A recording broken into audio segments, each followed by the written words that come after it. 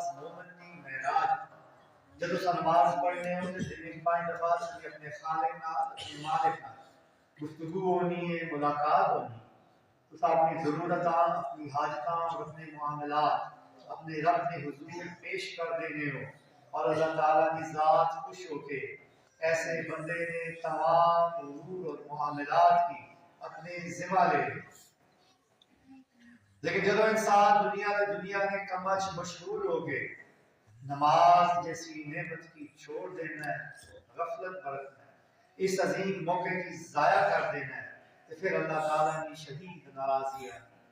اللہ تعالیٰ ایسے شخص نے تمام امور اور معاملات کی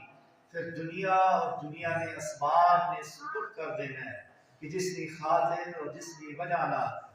بندے نماز کی چھوڑ رہا ہونا ہے اور اللہ تعالیٰ کی بلایا انہیں تسا تک ہے کہ تسا اپنے امور اور اپنے معاملات دنیا اور دنیا کے اسباب پر چھوڑ دینا چاہتے ہو یا کہ اپنے رب میں حوالے کرنا چاہتے ہیں۔ اگر کہ اپنے رب میں حوالے کرنا چاہتے ہیں تو یاد رکھو جدو نماز نہ وقت آئے سارے کام چھوڑ کے سب کو پہلے نماز پڑھے، نماز پڑھنے کے بعد اپنے کام کاروبار جاری رکھو۔ اس طرح اللہ تعالیٰ کی مدد، اس کی حمایت، اس کی نصرت تو سارے شامل حال اسی اور اللہ تعالیٰ سے کامیاب اور کامران ہے۔ تو سارے جناش توبہ کیتی ہے، نسبت رسولی حاصل کیتی ہے یا بیٹھ ہے تو سب اللہ تعالیٰ کا عظیم احسان اور انعام ہے کہ مالک الملک کا جنہیں دن تو سن کی توفیق ذکر عطا فرمائی، توفیق توبہ عطا فرمائی اور اپنے حبیب پاک علیہ الصلوۃ والسلام کی نسبت واسطے منتخب فرمایا۔ یاد رکھو کہ نسبت اور یہ غلامی اگر صرف زبانی کلامی نہیں بلکہ دل اور روح کی گہرائیاں تساں حاصل کر لیں تو پھر یہ دنیا بھی تسانی ہے اور آخرت بھی تسانی ہے، کیونکہ اللہ تعالیٰ اپنے محبوب نے سچے غلامہ کی اور اپنے محبوب نال حقیقی نسبت رکھنے والے کی کدے بھی شرمندہ اور رسوا نہیں ہوتے، کدے بھی مجبور اور محتاج نہیں ہوتے، نہ کدے بھی کسی بھی مقام پر تنہا نہیں چھوڑنا، نہ اس دنیا وچ اور نہ ہی آخرت۔ اس دنیا وچ بھی اپنے انعامات نال مال مال فرمانا ہے، عزت، شرم، پردے اور وقار نال اپنی بندگی اور اپنے حبیب کی غلامی اس زندگی میں سفر کی تمام کرنے کی توفیق عطا فرمانا ہے، اور قیامت والے دن اپنے حبیب پاک علیہ الصلوۃ والسلام کی شفاعت کو رحمت فرما کے اپنی بنائی جنت عطا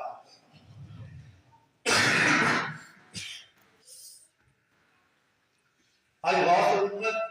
حضرت بابا جی رحمۃ اللہ علیہ نے اس سے پاک نہ پہلا دن ہے، جمعے والا دن ہے، اور اللہ تعالیٰ سارے کی ایک توفیق عطا فرمائی ہے کہ نیکی جلدی کرنے والے شامل ہو گئے۔ ایسے لوگوں پر اللہ تعالیٰ کی خاص رحمتاں برکتاں اس واسطے کہ یاد رکھو کہ آنے والے دن چہرے کی طرح ہے، سارے عبادت والے اپنا وقت ذکر میں گزارو، اللہ تعالیٰ کی یاد میں گزارو، توبہ کرنے میں، استغفار پڑھنے میں گزارو، درود پاک پڑھنے میں گزارو، دعاؤں میں گزارو، کیونکہ یہ دن قبولیت کے دن ہے۔ اس واسطے کہ اللہ تعالیٰ کے رستے میں مسافر ہو اور تساں سارے اللہ تعالیٰ کی رضا کے خاطر سفر اختیار کر کے تھے آئے۔ اس واسطے یاد رکھو کہ ایک دن ضائع نہ ہو، قولن فعلن کوئی ایسی غلط نہ ہوئے میری ساری سعی کی ساری محنت کی ضائع اور برباد کر دینے والی۔ چلو جڑے پہلے آئے ہو تساں کوشش کرو اپنی ہمت کے مطابق کہ اگے آنے والے اپنے پیر بھائیوں کی خدمت کرو، انہاں واسطے لنگر سے خادمین جب میں نام لکھا ہو زیادہ سے زیادہ انہوں نے مدد کرو جڑے نوے آنے میں،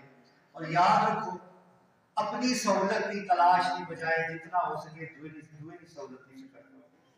اور یاد رکھو کہ یہ دن آرام سے اور سہولت اور سکون تلاش کرنے میں نہیں، اچھا بسترا، اچھا کونا، اچھی جگہ یہ نہیں، اس کام واسطے سارا سال پہ ہے، جسے مرضی تلاش کرنے ایک جگہ جیڑی اس وقت سوری اللہ کی رضا کی خاطر تکلیف اٹھانے اٹھانے سے پہنچے. اگر کوئی تکلیف مل سی تکلیف پہنچی کوئی زیادہ سختی ہو جاسی آرام والی جگہ نہیں ملن لگی تو اللہ تعالیٰ کی رضا کی خاطر صبر کرو اور یہی سمجھو کہ تھوڑی درجات بلندی کا اضافے کا ذریعہ ہے. اس واسطے کیونکہ یہ کوئی پرتعیش سفر نہیں ہے, یہ کوئی سیر سپاٹے واسطے نہیں آئے, سو عبادت واسطے آئے, اللہ کے ذکر واسطے آئے, آجی واسطے آئے, توبہ واسطے آئے. جتنی تکلیف برداشت کرو اتنی اللہ تعالیٰ کی رضا حاصل کرو. اس واسطے یاد رکھو کہ ایک دن جڑے انہاں دنوں میں کوئی ایسا خیال اور ایسا گمان بھی نہ آئے سنے سینے میں کہ جڑا اس محنت کی ضائع کرنے والا ہو. شیطان وسوسے پیدا کرنا ہے, غلط خیالات پیدا کرنا ہے, بے وجہ کی تکان پیدا کرنا ہے, تھکاوٹ پیدا کرنا ہے, اکتاہٹ پیدا کرنا ہے تاکہ تساں اس ذکر تو ان دنوں تو محافل تو غافل ہو جاؤ, دور ہو جاؤ. اگر ایسا کوئی خیال آئے, ایسی کوئی وجہ نظر آئے تو فوراً استغفار کر کے دوبارہ اپنی مشن جاری ہو جاؤ اللہ تعالیٰ نے ذکر. اور ایک دن جڑے دعا نے دن سمجھ کے ہر لمحہ ہر گھڑی اللہ تعالیٰ نے بارگاہ عاجزی کرنے رہو, دعا کرنے رہو. اسی طرح آج جمعہ کا دن ہے اور ہر جمعے کی اتنا معمول ہے مولا شریف کا اساں نے پیر و مرشد نے سکھایا ہے اور ساری زندگی خود بھی صبر عمل فرمایا کہ جمعے والے دن اساں سارے نماز جمعہ تو بعد بیٹھ اثر تو پہلے کچھ دیر اس کے اللہ تعالیٰ نے ذکر کرنے ہیں, اس کی بارگاہ عاجزی کرنے ہیں, انکساری کرنے ہیں اور دعا کرنے ہیں تاکہ اللہ تعالیٰ ایسا کی عظیم شان گھڑی اور وقت عطا فرمائے جس کی بشارت نبی کریم علیہ السلام سے سارے نے دی کہ جمعے والے دن اللہ تعالیٰ ایک ایسا وقت رکھیا ہے, ایک ایسی گھڑی رکھی ہے جو مومن نے کی تھی ہر دعا کہ اللہ تعالیٰ قبول فرمائے. اسے نیت نال اساں کے ذکر کی اسے غرض و غایت والا ذکر میں محفوظ سجائی جائے تاکہ اللہ تعالیٰ اساں کی عظیم شان گھڑی عطا فرمائے. اساں نے گناہ اساں نے خطا اور اساں کی غلطیاں کی معاف فرما کے اپنی بندگی اور اپنے حبیب کی غلامی عطا فرمائے اور اساں کی ہر مشکل آسانی میں تبدیل کرنا. اس واسطے جب اسی انتہائی توجہ نال عاجزی نال انکساری نال ایک مختصر وقت ذکر میں گزارنا ہے. اس تو بعد دعا ہو سی, دعا میں اپنی ساری مجبوریاں ساری تکلیفاں ساری گلاں پہ دل وچ رکھ کے اپنے رب ذوالجلال بارگاہ عبد سے پیش کرنی ہے. سب تو اہم سب تو ضروری دعا کہ اللہ تعالیٰ سنے پیر و مرشد نے درجات قیامت تک بلند فرمانا ہے. جنہاں اللہ تعالیٰ نے بندگی اس نے حبیب نے عشق کی شمع نے سینے اچ روشن کی تھی,